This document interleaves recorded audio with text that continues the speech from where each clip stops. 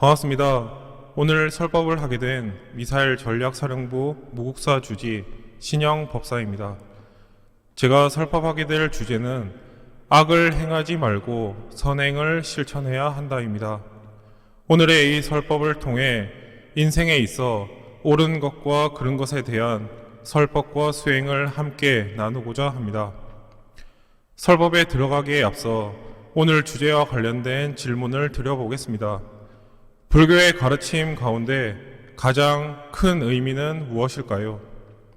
이 질문을 염두에 두시고 설법을 들으시면 좋을 것 같습니다. 먼저 오늘 설법 주제와 관련된 전등록에 나오는 내용을 들으시고 나서 설법을 이어가겠습니다. 어느 날 고을의 태수로 부임한 백거이가 산을 지나가는 길에 나무 위에 앉아있는 조과선사를 뵙고서 이렇게 물었습니다. 선사께서 머무는 곳이 너무 위태롭습니다. 조과선사가 백거이에게 말했습니다. 태수가 더 위험해 보이요. 저는 이곳을 다스리는 지위에 있는데 무슨 위험이 있겠습니까? 라고 여쭙자 조과선사는 장작과 불이 서로 가까운 것처럼 마음의 성품이 멈추질 않으니 어찌 위험하지 않겠소? 백거이가 또 물었습니다. 어떤 것이 불법의 가장 큰 뜻입니까? 조과선사가 대답하기를 모든 악행은 하지 말고 온갖 선행은 받들어 행하는 것이요. 라고 말씀을 듣고는 백거이가 그런 것은 3살짜리 아이도 알겠습니다. 그랬더니 3살짜리 아기도 말은 할 수 있으나 80살 노인도 행하기는 어렵다오. 백거이가 크게 깨닫고 절을 올렸습니다. 왜 스님은 불법의 가장 큰 의미가 모든 악행은 하지 말고 온갖 선행은 받들어 행하라고 말씀하셨을까요? 태수가 말한 바와 같이 그것은 3살짜리 아이도 할 수 있는 것입니다. 이어지는 스님의 3살짜리 아기도 할 수 있는 말이지만 80살 노인도 하기 힘들기 때문에 라고 말씀하신 내용을 통해 우리는 알게 됩니다. 즉, 실천적으로 선행을 하기 어렵기 때문에 그것이 불법의 큰 의미라고 볼 수 있습니다. 하지만 그와 같이 단순한 연유였다면 고을 태수 백거이는 쉬이 그것을 인정하지 않으려고 했을 것입니다. 우리는 모든 악행은 하지 말고 온갖 선행은 받들어 행하는 것, 이 말과 3살짜리 아기도 말은 할 수 있지만 80살 노인도 하기 힘들기 때문에 라는 이 두 말 속에 담겨져 있는 커다란 뜻을 이해해야만 스님께서 백거이에게 주고자 했던 메시지, 그리고 백거이가 깨달음을 얻은 메시지를 이해할 수 있게 됩니다. 그렇다면 이 두 가지 문장에 숨겨진 메시지란 무엇일까요? 이 메시지를 이해하기 위해선 우리가 선과 악이라고 하는 개념을 이해할 필요가 있습니다. 여러분에게 질문을 드려보겠습니다. 선한 것이란 무엇이고 악한 것이란 무엇일까요? 선한 것을 옳은 것이라 구분하고 악한 것을 그른 것이라고 구분한다고 한다면 옳은 것이란 무엇이고 그른 것이란 무엇일까요? 우리가 어렸을 적 만화나 동화를 보면 선과 악, 옳은 것과 그른 것을 명확히 구분할 수 있습니다. 마치 정의의 사자와 불온한 악당이 명확히 존재해서 그것을 무자르듯 구분할 수 있듯이 말이죠. 하지만 우리가 나이가 들면서 사람들과 사회 그리고 세상을 마주하면서 선과 악, 옳은 것과 그른 것을 무 자르듯이 벤다는 것이 얼마나 쉽지 않은지를 우리는 경험하게 됩니다. 어떤 사람의 입장에서는 선하고 옳은 것이 다른 사람에게는 악하고 그른 것이 된다는 것을 말입니다. 우리는 살아가면서 정의라는 용어에 대해 명확히 정의 내릴 수 있는 개념적 용어가 아니라 각자의 입장에 따라 각자의 이해관계에 따라 달리 해석될 수 있는 관계적 용어라는 것을 이해하게 됩니다.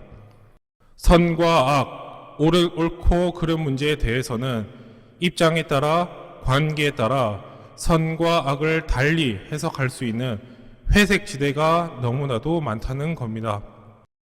그렇기 때문에 사회 시스템 내에서 이와 같은 회색 지대의 분쟁을 해결하기 위해 법원과 같은 사법 시스템이 존재하는 것입니다. 이 사법 시스템을 통해 형법에 따라 국가로부터 본인의 죄를 처벌받기도 하지만 민사법에 따라 개인 간의 분쟁을 해결하는 것 역시 사법 시스템이 갖고 있는 중요한 내용입니다. 결국 선과 악, 옳고 그름의 부분은 입장이자 관계의 문제이기 때문에 세상에는 수많은 대립과 갈등이 존재하는 것이고 다툼과 분쟁, 심지어는 전쟁이 발생하는 것 역시 선과 악, 옳고 그름의 문제가 바로 이해 당사자들이 갖고 있는 입장이자 관계의 부분으로부터 비롯되게 됩니다. 그렇기 때문에 모든 악행을 짓지 말고 온갖 선행은 받들어 행하는 것, 이것이 불법의 가장 큰 의미이며 3살짜리 아이도 말은 할 수 있지만 80살 노인도 하기 힘든 것입니다. 여기서 모든 악행이라고 하는 것은 비단 본인만이 생각하는 악행만을 상정하지 않습니다. 내가 생각하는 선, 그리고 옳음의 부분과 대척점에 있는 악과 그릇된 사람의 견해까지도 포함이 되어 있어야 합니다. 나와 대척점에 있는 사람들 모두까지도 만족할 수 있을 만한 선과 올바름, 그것이 궁극적으로 불교에서 추구하고자 하는 것이라고 볼 수 있겠습니다. 이 내용을 들으시면 그것이 너무나도 이상적이고 종교적인 부분에서의 이상향을 이야기하는 것이 아닌가라고 생각할 수도 있겠습니다. 그러나 한번 생각해 봅시다. A라는 사람과 B라는 사람이 싸움을 벌이게 되었습니다. A에게는 B가 악, 그릇된 것일 것이고 B에게는 A가 악한 것이고 그릇된 것일 겁니다. 그렇다면 이 다툼에서 누가 선한 것이고 옳은 것일까요? A에게는 A가, B에게는 B 스스로가 선한 것이고 옳은 것이 될 것입니다. 두 사람의 입장에서 이 싸움은 선과 악, 옳음과 그름의 싸움일 수도 있겠지만 결국 싸움의 본질은 선과 악, 옳고 그름의 싸움이 아닌 선과 선, 그저 옳은 것과 옳은 것의 싸움밖에는 남지 않게 됩니다. 즉, 대부분의 싸움은 그들 스스로가 옳다고 믿기 때문에 자신의 입지를 포기하기 싫어서 벌이게 되는 것이 대부분이라는 것입니다. 만약 A와 B 중 단 한 명이라도 자신이 옳지 않은 것이라고 이야기를 했다면 그와 같은 싸움이 발생할 수 있었을까요? 대부분의 싸움, 대부분의 분쟁, 대부분의 전쟁이 마치 이와 같아서 선과 선의 다툼에서 빚어지게 됩니다.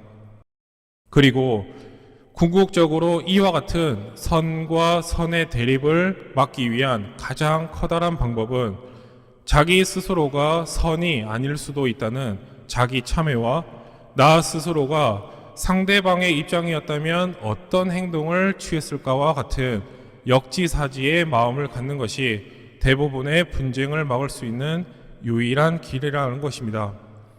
이것을 불교식으로 이야기를 해보면 아집에서 벗어나 불성으로 돌아가는 것이 세상의 분쟁을 막을 수 있는 유일한 길이라는 겁니다. 여기서 혹시라도 오해하시면 안 되는 것이 있습니다. 세상의 모든 다툼을 근절하고 세상 사람들이 통합의 길로 나아가자는 집단주의나 전체주의를 불교에서 표방하고 있다고 오해하시면 안 됩니다. 세상에는 다양한 종류의 꽃들이 존재하고 각 꽃들마다 각자의 향과 자태를 뽐냅니다. 장미에게 민들레의 모양과 향을 뽐내라 이야기할 수 없고 민들레에게 장미의 모양과 향을 뽐내라 이야기할 수 없듯이 장미에게는 장미의 가치가 있고 민들레에게는 민들레로서의 가치가 있습니다. 이것을 단일한 가치로 무엇이 아름다운 꽃인지, 즉 선과 악, 옳고 그른 것을 구분하게끔 만들 수는 없다는 겁니다. 불교가 추구하는 것은 단일 사상으로 선과 악을 구분해서 집단주의, 전체주의의 길을 제시하는 것이 아니라 장미에게 장미가 소중한 존재이듯 민들레 역시 민들레로서의 가치가 있다는 것을 인정할 수 있는 시스템이 구축되어야 한다는 것입니다. 철학자 볼테르의 말을 빌려 말씀을 드리자면, 나는 당신의 견해에 동의하지 않는다. 하지만 누군가 당신의 견해를 박해하고자 한다면 나는 당신의 견해를 지키기 위해 당신과 함께 싸우겠다는 결연한 의지가 내포되어 있어야 한다는 겁니다. 종합해 보면 조과 도림 선사께서 말씀하신 모든 악행을 짓지 않고 온갖 선행을 받들어 행하는 것, 이것이 선과 악을 구분해서 선한 것만을 실행하자는 단순한 이야기가 아닙니다. 선과 악은 결국 입장의 문제이고, 이 입장의 과정에서 본인만 옳고 맞다고 이야기하는 아집에서 벗어나서 나와 대척점에 있는 사람과도 함께 공존할 수 있는 선과 옳음을 찾을 수 있어야 한다는 내용인 것입니다. 결국 스님께서 우리에게 말씀하시는 불교의 커다란 의미란 인연과 관계입니다. 모든 아집에서 벗어나 나와 다른 사람까지도 포용하고 함께 할 수 있는 사회를 만드는 것, 그것이 개개인의 불성이 꽃피울 수 있는 세상을 만드는 길이라고 이야기하는 것입니다. 선과 악, 그것은 옳고 그름의 문제가 아니라 나의 입장을 얼마나 고집스럽게, 그리고 상대방을 얼마나 부정하는가의 문제라는 것을 잃지 않았으면 좋겠습니다.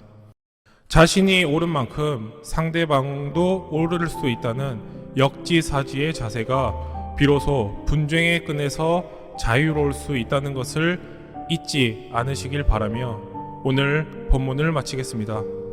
성불하십시오.